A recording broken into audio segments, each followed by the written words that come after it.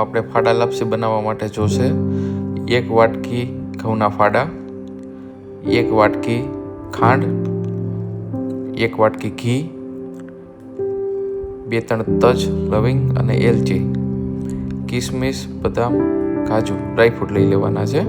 હવે આપણે બનાવવાનું શરૂ કરીએ. તો સૌપ્રથમ એક પેનમાં ઘી નાખી દઈશું આપણે.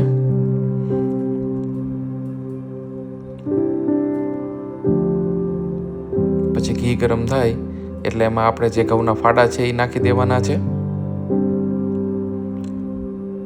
અને આ બધું આપણે મિક્સ કરી દેવાનું છે. સ્લો ફ્લેમ ઉપર જ આપણે શેકવાનું છે આ બધું.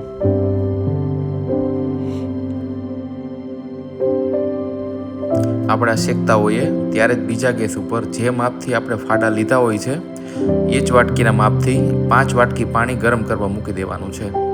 આપણે આમાં ગરમ પાણી જ નાખીશું આમાં આપણે, અને બિલકુલ હાઈ ફ્લેમ ઉપર નથી શેકવાનું.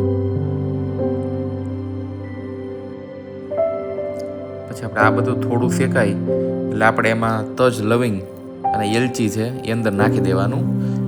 આ સાથે નાખવાથી એનો ટેસ્ટ ખૂબ જ સરસ આવશે.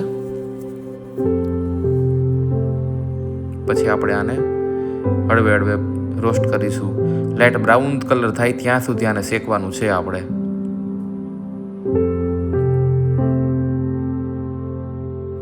તો હવે તમે જોઈ શકો છો કે બ્રાઉન કલર આવી ગયો છે. તો હવે આપણે એમાં જે ડ્રાયફ્રૂટ્સ લીધા છે એ બધા ડ્રાયફ્રૂટ્સ અંદર નાખી દેશું. આ બધા ડ્રાયફ્રૂટ્સ અંદર એડ કર્યા પછી આપણે આને સ્લો ફ્લેમ પર 1 મિનિટ સુધી રોસ્ટ કરવાનું છે બધું.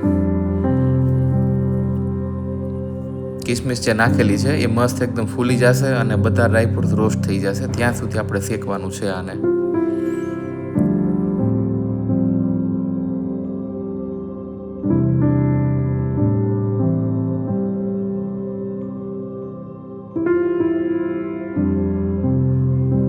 તો તમે જોઈ શકો છો કિસમિસ મસ્ત આપણી ફૂલી ગઈ છે અને બધું શેકાઈ ગયું છે. તો હવે આપણે જે ગરમ પાણી લીધું હતું એ હળવે હળવે ગરમ પાણી નાખજો. જોઈએ એટલું ગરમ પાણી નાખી દેવાનું છે એમાં. આપણે લગભગ બધું જ ગરમ પાણી એડ કરી દીધું છે. હવે આને બધું મિક્સ કરીને પછી આપણે આમાં ખાંડ નાખી દેવાની છે. તો હવે આપણે આને 30 મિનિટ સુધી હળવા ગેસે પકાવવાનું છે. તો આપણે કોઈ પણ ઢાંકણ ઢાંકી દેશું અને થોડી વારે 4-5 મિનિટે ચેક કરતા રહેશું. વચ્ચે વચ્ચે હલાવતા રહેવાનું છે જેથી કરીને નીચે બેસી ન જાય. એ મિત્રો ખાસ ધ્યાન રાખવાનું છે. તો તમે જોઈ શકો છો આપણે થોડી વાર પછી પાછું ચેક કર્યું તો પાણી ઓબ્ઝર્વ થવા માંડ્યું છે બધું. તો ફાઇનલી મિત્રો આપણી ફાડા લાપસી રેડી છે.